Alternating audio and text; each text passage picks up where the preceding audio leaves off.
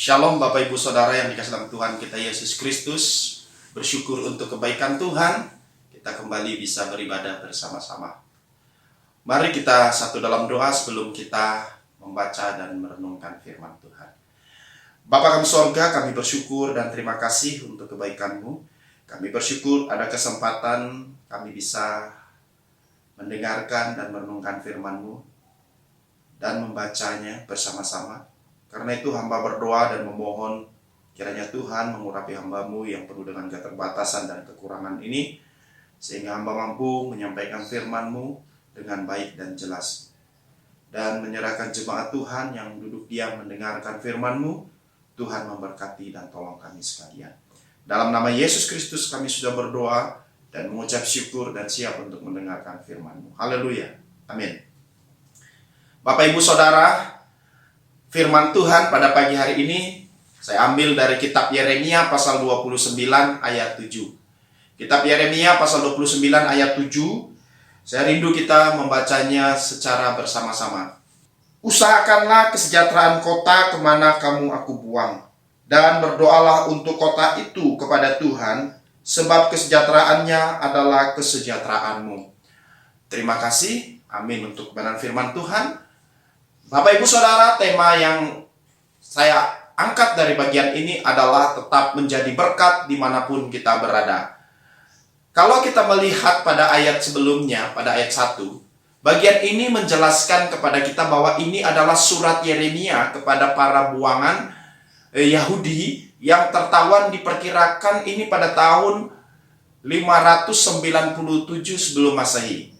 Dan surat ini ditujukan kepada tua-tua, kepada imam-imam, kepada nabi-nabi, dan kepada seluruh rakyat yang diangkut ke dalam pembuangan dari Yerusalem ke Babel. Dan diperkirakan Bapak Ibu Saudara, surat ini ditulis setahun atau 2 tahun setelah mereka tiba di Babel. Nah, dalam surat ini Nabi Yeremia memberikan arahan kepada mereka apa yang mereka lakukan selama mereka berada dalam pembuangan di Babel. Dan arahan yang disampaikan Nabi Yeremia ini berdasarkan apa yang difirmankan Tuhan melalui Nabi Yeremia.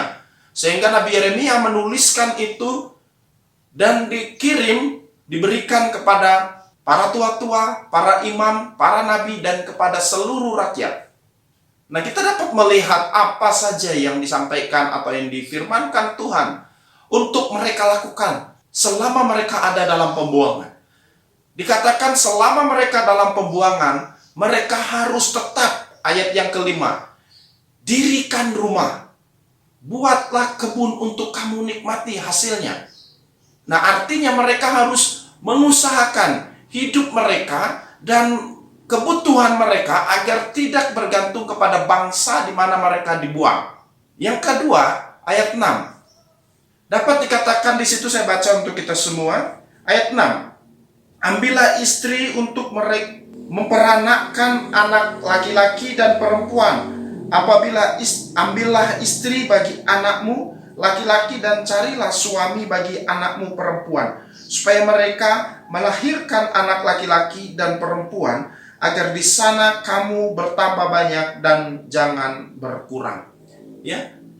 Nah, dapat dikatakan bagian ini mereka harus beranak cucu agar mereka makin bertambah banyak dan tidak berkembang. Ini sama seperti ketika bangsa Israel itu ditawan di Mesir. Mereka diperbudak di sana, tetapi Tuhan memberkati, dan ini janji juga yang diberikan kepada Abraham. Ya, keturunannya akan banyak seperti bintang di langit, seperti pasir di pantai. Dan pada ayat 7, di sana dikatakan Tuhan mengarahkan mereka untuk mengusahakan kesejahteraan kota dan berdoa kepada Tuhan untuk kota di mana mereka dibuang. Di ayat 8-9, di sana dapat dikatakan bahwa agar mereka jangan terpengaruh dengan ajaran-ajaran palsu yang tidak sesuai dengan firman Tuhan, karena mereka dibuang berada di tengah-tengah bangsa yang tidak mengenal Allah. Ayat yang ke-10, Tuhan berkata, setelah masa 70 tahun genap, barulah Tuhan memperhatikan mereka.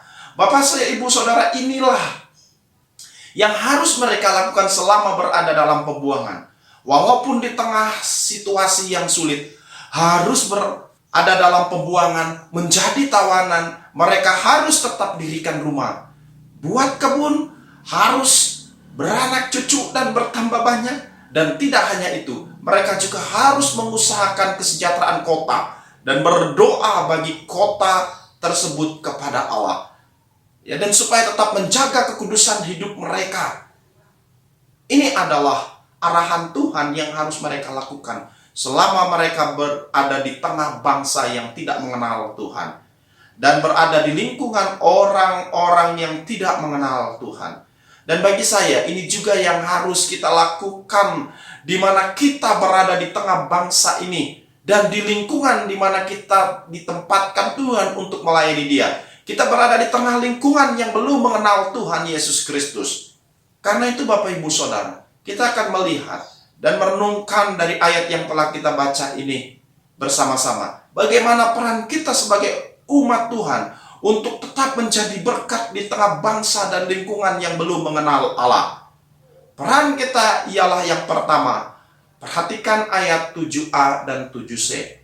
Usahakanlah kesejahteraan kota kemana kamu aku buang, sebab kesejahteraannya adalah kesejahteraanmu. Yang pertama adalah mengusahakan kesejahteraan kota. Bapak Ibu Saudara, ayat 7 ini dimulai dengan usahakanlah.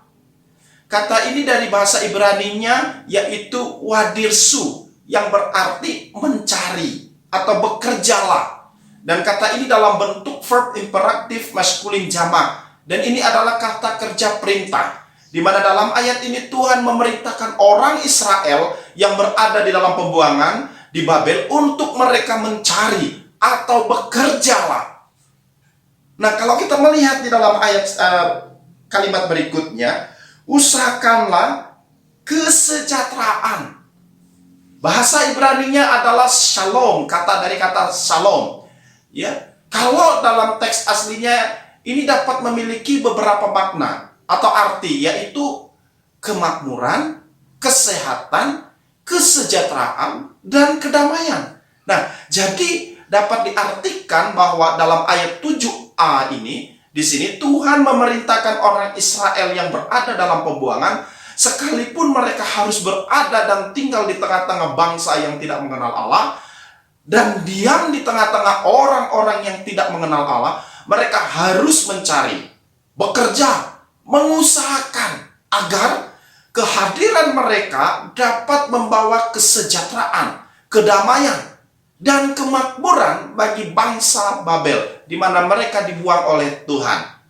Dikatakan pada ayat yang ke-7c, sebab kesejahteraannya adalah kesejahteraanmu. Bapak Ibu Saudara, inilah peran kita sebagai umat Tuhan.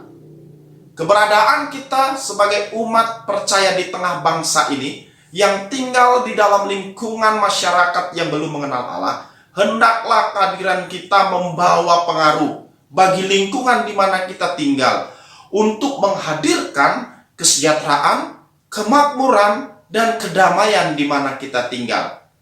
Nah, apa yang harus kita lakukan agar kehadiran kita sebagai umat Tuhan untuk dapat membawa pengaruh bagi lingkungan di mana kita tinggal? Untuk kehadiran kita dapat menghadirkan kesejahteraan, kemakmuran, dan kedamaian di mana kita tinggal. Bapak Ibu Saudara, kita harus berbaur atau terlibat dalam kegiatan-kegiatan yang diadakan di tengah masyarakat di mana kita tinggal. Bapak Ibu Saudara, kehadiran dan keterlibatan kita dalam kegiatan-kegiatan masyarakat itu sangat penting. Karena dengan kehadiran kita, keterlibatan kita di tengah masyarakat itu dapat membawa kedamaian dan kesejahteraan bagi daerah di mana kita tinggal. Jadi bagaimana mungkin kita berkata kita mau menjadi berkat, membawa damai, membawa kesejahteraan, sementara kita tidak mau berbaur dengan di tengah masyarakat. Menyapa pun tidak kalau bertemu dengan orang di jalan di mana tempat kita tinggal. Bapak Ibu Saudara, ada rekan hamba Tuhan di mana tempat kami tinggal. Dia tidak pernah ikut dalam kegiatan kampung dan terlibat dalam kegiatan-kegiatan di masyarakat. Sampai suatu waktu ada tokoh masyarakat berkata kepada jemaat di mana dia melayani, dan jemaat itu berkata kepada kami, apa perlu kami usir atau menutup tempat ia melayani? Ini adalah salah satu contoh, Bapak Ibu Saudara, bagi kita bahwa keterlibatan kita di tengah masyarakat itu sangat penting.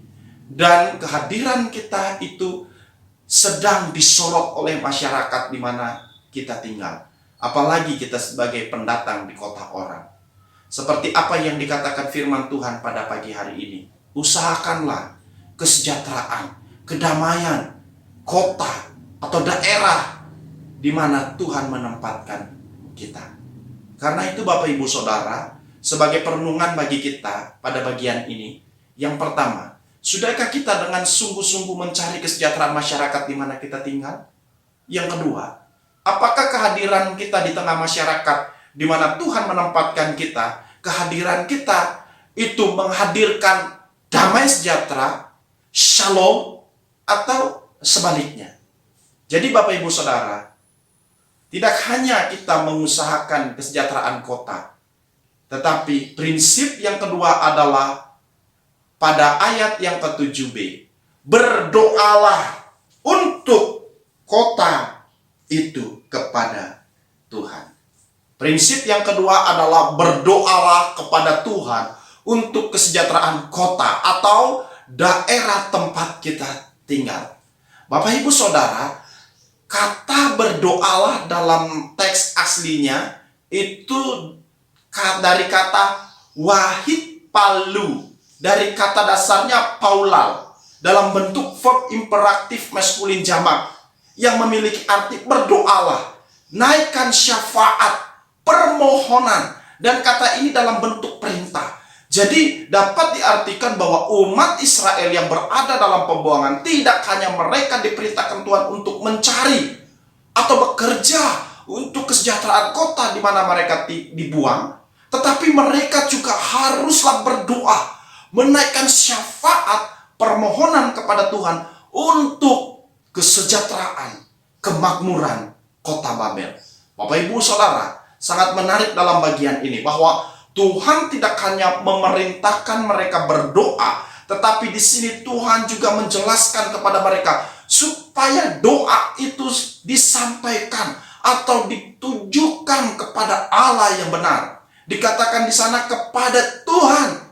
Kata yang dipakai di sana Yahweh, Jehovah. Ini menunjukkan kepada mereka bahwa doa itu harus disampaikan kepada nama yang benar atau kepada Allah yang benar, yaitu Tuhan, Yahweh, Yehovah, yaitu Tuhan yang disembah atau yang dipercaya oleh Abraham, Ishak, dan Yakub. Itu sebabnya dalam bagian ini Nabi Yeremia menjelaskan doa itu harus ditunjukkan atau dinaikkan kepada Tuhan yang benar, bukan kepada dewa-dewa yang disembah atau dipercaya oleh bangsa Babel di mana mereka dibuang. Dan kalau kita melihat di sini, doa yang disampaikan kepada Tuhan yaitu permohonan untuk kesejahteraan, kedamaian kota di mana mereka ditawan. Alasannya karena kesejahteraan kota itu juga kesejahteraan mereka. Bagi saya ini juga yang kita lakukan setiap menaikkan doa syafaat pada ibadah hari Minggu. Doa pribadi dan doa yang dilakukan oleh umat-umat Tuhan. Berdoa bagi bangsa ini, bangsa Indonesia di mana kita berada. Kita berdoa untuk kesejahteraan bangsa Indonesia, agar Tuhan memberikan kesejahteraan bagi bangsa Indonesia. Bukan hanya itu, kita juga berdoa bagi daerah-daerah di mana kita ditempatkan Tuhan, agar Tuhan kiranya berkenan memberi kesejahteraan dan melawat tempat di mana kita ditempatkan Tuhan. Seperti apa yang telah dilakukan oleh GKII, berdoa bersama-sama yang dilakukan pada hari Selasa. Bagaimana kita berdoa bersama-sama bukan hanya bagi hamba-hamba Tuhan yang terpapar karena COVID, tapi kita juga berdoa bagi bangsa Indonesia agar Tuhan kiranya melawat bangsa ini. Karena kesejahteraan bangsa Indonesia, daerah di mana tempat kita tinggal, itu juga kesejahteraan bagi kita. Jadi Bapak Ibu Saudara, sebagai perenungan bagi kita masing-masing. Sudah kita meluangkan waktu untuk menaikkan doa kepada Tuhan untuk kesejahteraan bangsa kita atau daerah di mana kita tinggal? Kalau belum, mari luangkan waktu kita masing-masing untuk berdoa bagi kesejahteraan bangsa dan daerah di mana Tuhan menempatkan kita. Sebab kesejahteraan bangsa kita dan daerah di mana kita tinggal adalah kesejahteraan kita juga. Berdoa untuk lingkungan kita. Saya percaya ketika Daniel berdoa 3 hari sekali dikatakan, saya percaya bahwa Daniel bukan hanya berdoa bagi bangsa Israel, tetapi dia juga pasti berdoa untuk bangsa, daerah di mana dia sedang berada dalam tawanan. Karena itu mari saya mendorong kita semua untuk luangkan waktu untuk berdoa bagi bangsa kita, kesejahteraan bangsa kita dan daerah di mana kita tinggal. Bapak Ibu Saudara, dari firman Tuhan yang telah kita renungkan bersama-sama dari Yeremia pasal 29 ayat 7 ini, kita dapat belajar bahwa bagaimana peran kita sebagai umat Tuhan untuk tetap menjadi berkat di tengah bangsa dan lingkungan yang belum mengenal Allah.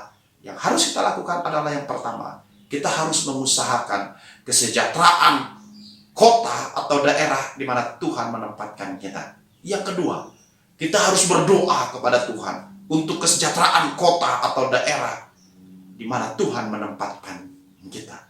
Karena kesejahteraan kota itu, bangsa itu adalah kesejahteraan kita juga. Amin.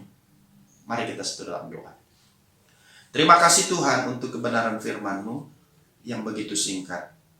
Hamba berdoa menyerahkan, biarlah firman-Mu ini Tuhan memberi dorongan kepada kami untuk kami dapat terus mengupayakan diri kami untuk dapat menjadi berkat, menjadi pengaruh bagi orang-orang di mana tempat kami tinggal, dan mendorong kami untuk terus berdoa bagi bangsa kami, berdoa bagi lingkungan di mana tempat kami tinggal, agar Tuhan melawat bangsa kami, agar Tuhan melawat daerah di mana tempat kami tinggal, karena kesejahteraan kota itu juga kesejahteraan bagi kami. Terima kasih Tuhan, berkati firman-Mu dan berkati jemaat Tuhan yang telah duduk diam mendengarkan firman-Mu. Dalam nama Yesus Kristus, kami sudah berdoa dan mengucap syukur untuk firman-Mu. Haleluya. Amin.